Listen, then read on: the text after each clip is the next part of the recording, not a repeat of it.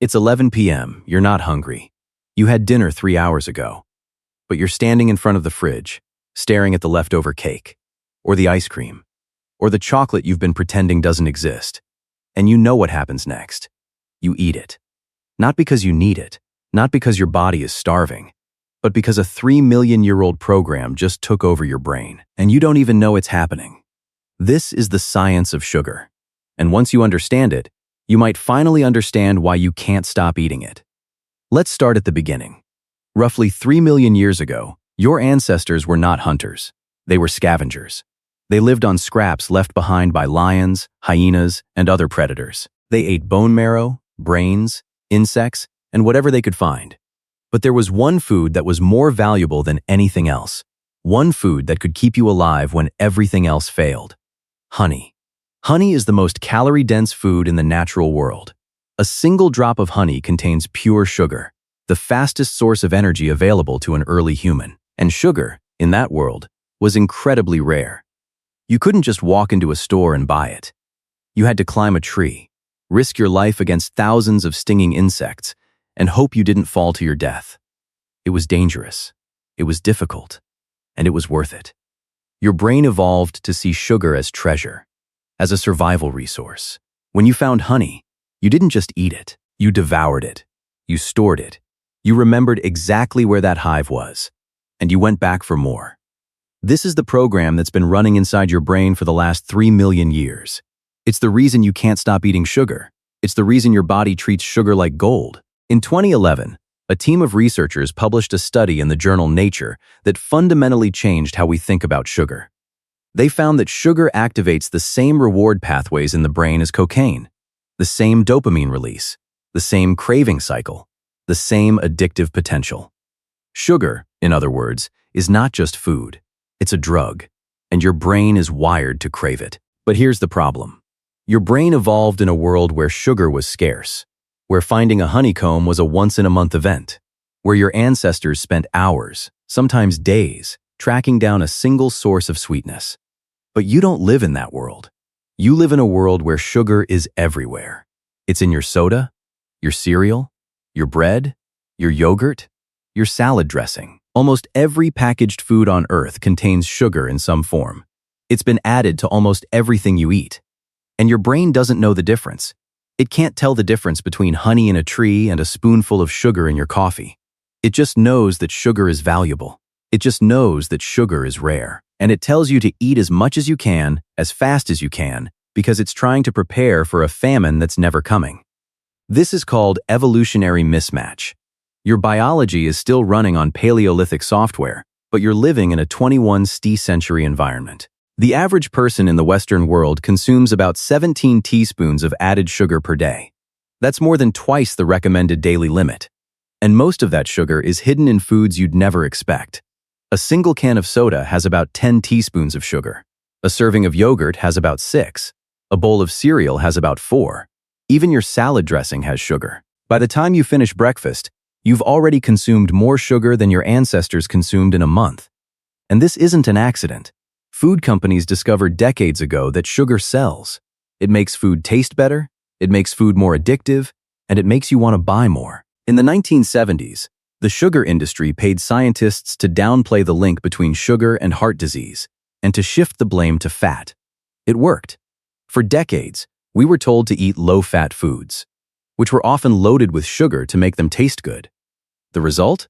Rates of obesity, diabetes, and metabolic disease skyrocketed. In 2016, a group of researchers published a study in the journal Obesity that found that sugar consumption was directly linked to obesity rates across 175 countries.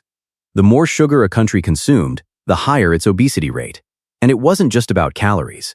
It was about the way sugar affects your brain. Sugar hijacks your reward system. It makes you want more. And it makes you want more, even when you're full. Let's look closer at what happens in your brain when you eat sugar. When sugar hits your tongue, it triggers a release of dopamine in your brain's reward center. That's the chemical that makes you feel good. The more sugar you eat, the more dopamine you release. And the more dopamine you release, the more your brain associates sugar with pleasure. Over time, your brain builds tolerance. You need more sugar to get the same hit. That's the classic cycle of addiction. And that's exactly what happens with sugar.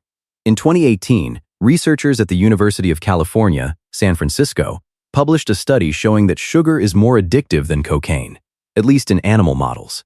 Rats, given access to sugar water, chose it over cocaine. They went through withdrawal symptoms when it was taken away. They binged on it when it was available. It's not a perfect analogy, but it's close enough to be deeply unsettling. So why don't we treat sugar like a drug? Because it's everywhere. Because it's legal. Because it's socially acceptable. And because the food industry has spent decades convincing us that sugar is harmless.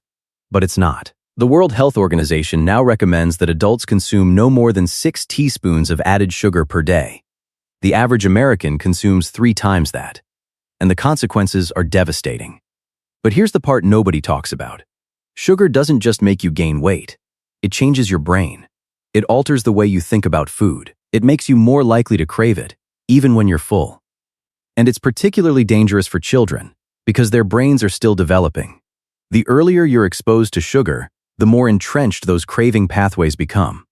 This isn't just about willpower. It's about biology. Now, let's go back to that honeycomb.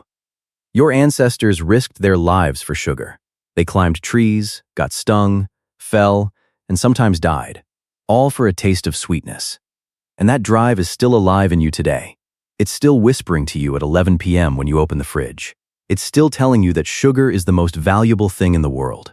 But here's the problem. Your ancestors needed sugar to survive. You don't. The world has changed. Your biology hasn't. And that mismatch is one of the most important things you'll ever understand about your own body. The good news is that you're not powerless. Understanding why you crave sugar is the first step to controlling it. Once you know that your brain is running an ancient program, once you know that the urge isn't a failure of willpower but a survival mechanism, you can start to override it. You can start to choose differently. It's not easy, but it's possible. In 2019, a team of researchers published a study showing that even a short-term reduction in sugar consumption can reset your brain's reward pathways. It takes about 2 weeks to break the cycle. 2 weeks of saying no. 2 weeks of retraining your brain. And after that, the cravings get quieter. The urge becomes manageable. The compulsion starts to fade. You don't need to quit sugar forever. You just need to get out of the cycle. And that's the real message here. It's not about perfection. It's about awareness. It's about understanding that your body is trying to keep you alive in a world that no longer exists. It's about recognizing the 3 million-year-old program that runs inside you every single day. And it's about deciding, consciously, that you don't have to obey it. So the next time you open the fridge at 11 p.m., stop for a second. Ask yourself, is my body hungry? Or is my brain running a program? Is this a need? Or a ghost of a need? Because once you can tell the difference, you can choose. You can say no. Or you can say yes, but consciously, deliberately, without the illusion that you're powerless. That's the science of sugar. That's the story of your cravings. And it's the most important thing you'll ever understand about your relationship with food.